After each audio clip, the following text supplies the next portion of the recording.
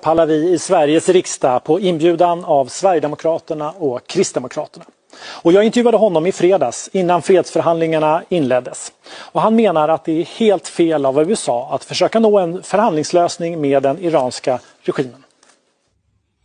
I doubt that there will be a breakthrough in terms of diplomatic negotiations because the conditions that either side are pushing for is very unlikely to be met. I hardly believe that they would be able to find a legitimate compromise. But let's say, hypothetically, that there is some kind of a ceasefire deal. It will only be temporary. I think the regime, once again, is using the tactic of buying time, having a chance to ultimately regroup, and we shall soon see that they will continue and resume their policy of strengthening their proxies in the region and beyond.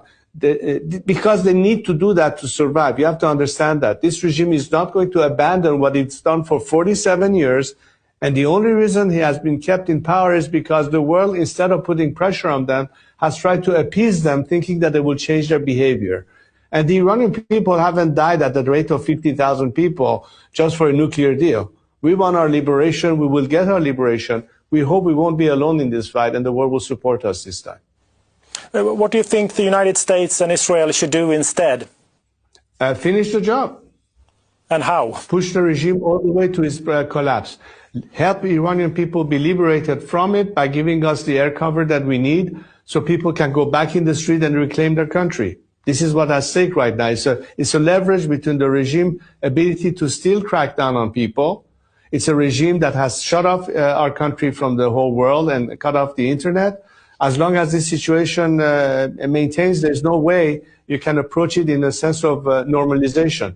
The world needs to understand that this is now an obligation to help the people that have been the first victim of this regime and stay true to their principles of fighting for freedom and democracy and human rights.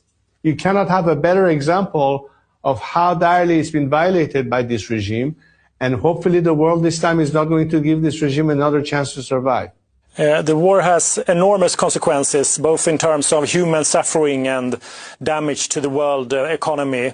Is it still worth it? Look, nobody wants war as a first solution. But again, what is the key responsible element that has brought us to the point of having to have a war going on? It's ultimately the regime itself. Let's not forget that this regime has brought us to a point that made conflict unavoidable. The full responsibility is on the shoulders of this regime. It can pull the plug and it can cease and desist, but it won't. It won't because it had ample opportunity to do that in previous years. Why they haven't done it? It's because, as I said, it's their DNA. It's their nature to continue to be belligerent, to continue to threaten, to continue to destabilize the region. How else are you going to remove them? By sending them postcards? Of course not. They're not going to move voluntarily and rationally. So the only language they understand is force. And in this case, force had to be a military intervention. We have heard President Trump threatening to destroy the Iranian civilization. What went through your mind when you heard that? Look, we are a country of over 2,500 years of civilization and culture. We've survived so many different invasions, Arab, Mongol, Turk, and we're still standing as a country. There's nothing that can destroy a civilization so easily. I think those were just words, but, I'm not taking those words seriously. At the beginning, President Trump was clear that he wanted to see a regime change, but that is no longer being discussed. Are you disappointed? Look, President Trump has been saying many different things and done many different things at the same time. I'm not going to hold every word that he says as a final statement. In fact, right before the air campaign started, there were no talks about a conflict starting, and yet it did. Now they're talking about negotiation. Does that mean that this is the only thing left? We don't know yet. We have to see how it pans out. You're visiting Sweden next week. Sweden is one of the European countries that has chosen not to actively support the US war. What is your view on that? Look, I don't think we should expect the whole world to be the same level of commitment if you mean specifically to this exercise. But I think Sweden, as a Western democracy, understands the parameters of what it is important for Europe to do in regards to the situation in the region. Look, right now we have a conflict in Europe between Russia and the Ukraine. You know very well that the Ukraine has the very same similar concerns that we do as Iranians. They're facing a foreign occupier, we're facing a domestic occupier. And we have a common enemy in the sense that it's Iranian regime that is supporting the conflict between Russia and Ukraine by providing them drones. Sweden itself is directly threatened by the Islamic regime.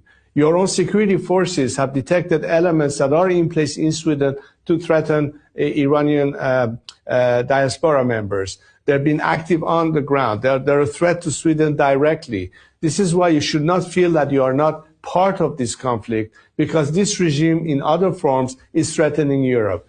So how do you see your own role after a possible regime change? My plan is to bring about a democratic transition on the basis of having an interim government that manages the country's affairs while we prepare for a constitutional assembly, to be the element that would discuss Iran's future, what the Iranian people want to have as a final form of regime, and of course it has to be in the context of a secular democracy, and let that process pan out. What do you say to those Iranians who once helped overthrow your father and who do not see you as a legitimate leader today? Well, a lot of the people who were against my father years ago today are supporting me. Many of them are the very same left that were the most antagonistic to him, and now they're part of this coalition, and we are working together to that end. I'm not running for office, but I want to be a transitional leader that makes it possible for Iranians to decide whatever it is that they want to have for themselves in a fair and transparent democratic election. But isn't your family history a problem for you as a transition leader? I am proud of my heritage and my family's history and everything they've done. Look, millions of Iranians came to the streets, chanting the name of my grandfather, chanting the name of my father, chanting my name, chanting the return of Pahlavi, Javid Shah, which means long live the king.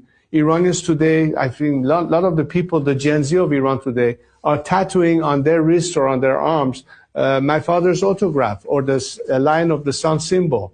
Now, I'm not arguing for or against monarchy or republic. Understand that. My position is neutral, but I'm telling you that if it goes back to what Iranians today chant, they've been chanting my name, they've been chanting my family name. That should tell you pretty much that the mindset within Iran, unlike some interpretation that some people have in the outside world, is not what you were suggesting. And I think many people remember the era and make the comparison between where Iran was headed, where it is now.